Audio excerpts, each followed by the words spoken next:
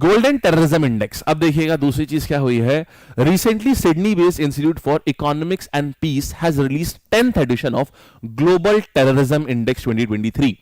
ये एक संस्था है, नाम याद रखना संस्था क्या है, 10th ग्लोबल टेररिज्म इंडेक्स कौन निकालता है, सिडनी बेस्ड है institute for economics and peace, तो ये निकालते हैं। तो इस सूची में इन्होंने क्या करा है कि भाई जितनी भी कंट्रीज हैं ये कौन सी टेररिज्म में इंपैक्ट किस कंट्री का कितना है। फॉर एग्जांपल पाकिस्तान यहां पर 6ठे नंबर पर आता है, अफगानिस्तान अभी भी पिछले 4 सालों से लगातार पहले नंबर पर आ रहा है।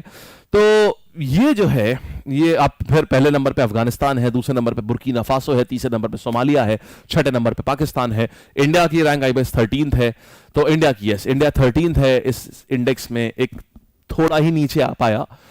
तो हालांकि क्योंकि इंडिया को माना जाता है टॉप 50 कंट्रीज जहां पर दहशतगर्दी यानी जहां पर टेररिज्म की घटनाएं जो हैं ये बहुत ज्यादा हैं। और जितनी भी ये कंट्रीज हैं, अभी आप सोचेंगे कि यार ये बुर्किना फासो में, सोमालिया में ये सब टेररिज्म यहां पर क्यों है। देखिए यहां पर जितने भी टेररिस्ट ग्रुप हैं, टेररिस्ट ग्रुप के नाम यहां लिखे हुए नहीं लिखे, जितने भी टेररिस्ट ग्रुप हैं, जैसे मान लीजिए इस्लामिक स्टेट्स हो गए और जमात नुसरत अल इस्लाम उल मुस्लिमीन ये हो गया, देन तालिबान हो गया अफगानिस्तान में। इन सबका एक नैरेटिव है, इनका नैरेटिव है कि जिस प्रांत में ये रह रहे हैं उसको पूरी तरीके से एक इस्लामिक प्रांत बनाना। कई जगह पर ऐसा भी है कि वो ऑलरेडी इस्लामिक प्रांत है, लेकिन वो पर्टिकुलर फैक्शन जो है, जिस फैक्शन को वो फॉलो करते हैं, मे बी शिया या सुन्नी, वो वैसा नहीं है, तो उसको पूरा शिया में कन्वर्ट करना या पूरा सुन्नी में कन्वर्ट करना। इस कन्वर्जन के लिए वो आर्म्स उठाते हैं और उस आर्म्स उठाने को एकदम सही कहते हैं।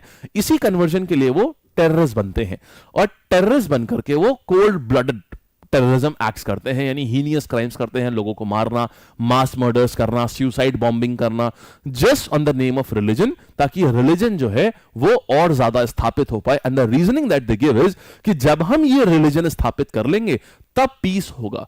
But the process that they take in establishing the religion is cold blooded treachery and murders.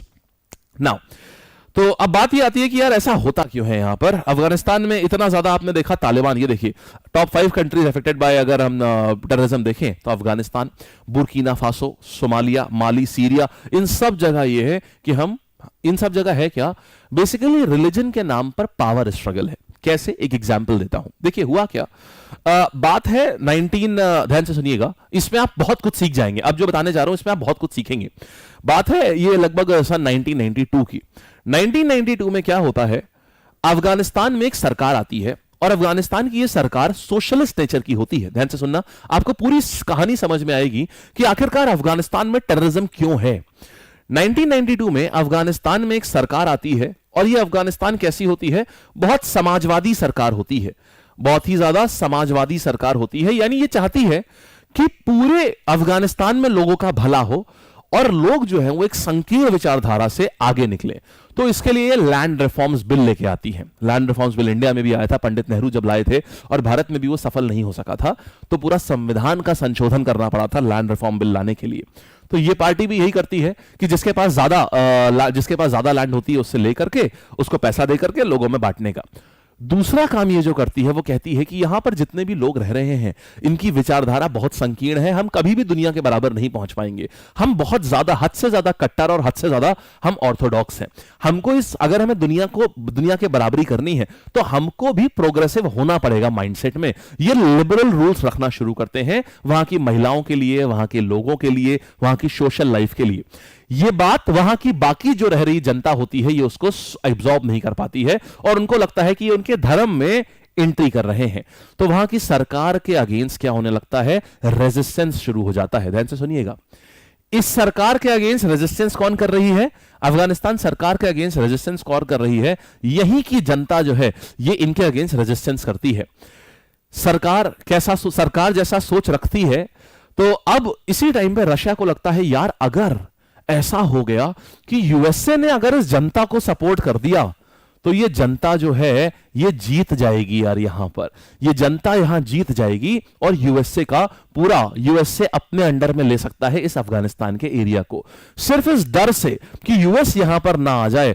सन 2000 में रशिया खुद ही यहां इन्वेड कर देता है, यानी इसी अफगानिस्तान सरकार को ही सपोर्ट करता है और यहीं पर इन्वेजन कर देता है, अफगानिस्तान सरकार को सपोर्ट करता है।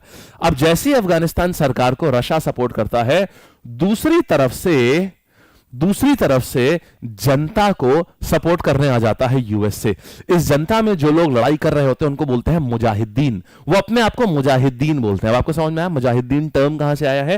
वो यहीं से आया है। यहां की जनता अपने आप को कहती है हम मुजाहिदीन हैं। मुजाहिदीन का मतलब होता है वो रिलीजियस फाइटर जो कि रिलीजन के लिए लड़ रहा होता है। तो उन्होंने अपने बैकिंग दे दी कि हम तो धर्म के लिए लड़ाई कर रहे हैं भाई। तो यहां पर क्या हुआ? ये मुजाहिदीन आ गए, मुजाहिदीन। ये सब हो रहा है, सॉरी ईयर्स मैं थोड़ा सा आपको पहले के बोल दिए, ईयर्स ये थोड़े और पहले के हैं। सन 2000 में एंट्री नहीं होती है।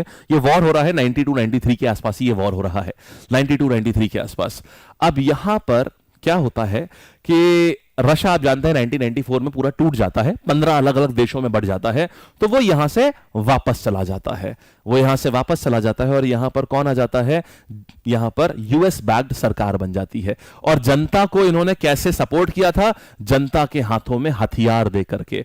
यानी बहुत सारे यूएस ने कैसे सपोर्ट किया था इस जनता को? भाई रशिया तो खुद में ही थोड़ा कमजोर पड़ गया, तो रशिया तो वापस चला गया, तो ये वाली सरकार तो वैसे ही हार गई। तो जनता से जो सरकार चुन के आनी थी वो चुन के आ गई यहां पर। लेकिन ये जनता ने उतने टाइम में जनता का क्या हुआ? यूएस ने जनता के हाथों में हथियार थमा दिए थे, यानी मुजाहिदीन के हाथों में हथियार थमा दिए थे। अब बात यह थी, फिर से पावर वैक्यूम क्रिएट हो रहा है। जो इराक में हुआ, अभी आपको इराक में बताया, वही अफगानिस्तान में भी हो रहा है। सेम चीज यहां पर भी हुई, यहां पावर वैक्यूम क्रिएट हो गया। अब मुजाहिदीन आपस में एक दूसरे को मारने लगे कि कौन किसकी सरकार बनेगी। और इन्हीं मुजाहिदीनों में से एक निकल के आता है, कौन सा? तालिबान। सो ये तालिबान भी एक वही मुजाहिदीन है जो यहां से पैदा हुआ था। Got the point? तो वो पावर स्ट्रगल आज तक चल रहा है इनका वहां पर, 20 साल हो गए। सबसे पावरफुल मुजाहिदीन ग्रुप जो निकल के आया है वो आया है यहां पर तालिबान। तो दैट इज हाउ अफगानिस्तान में ही तालिबान पैदा हुआ। ठीक है, बढ़िया बात, चलिए अच्छी बात है। नेक्स्ट कहानी के ऊपर आते हैं, आइए। तो इसीलिए ये 20 साल से यहां पर लड़ाई चल ही रही है, चलती जा रही है, क्योंकि ये मुजाहिदीन आपस में लड़ा करते हैं, क्योंकि वहां के सारी जनता के पास में हथियार थमा दिए हैं यूएसए ने।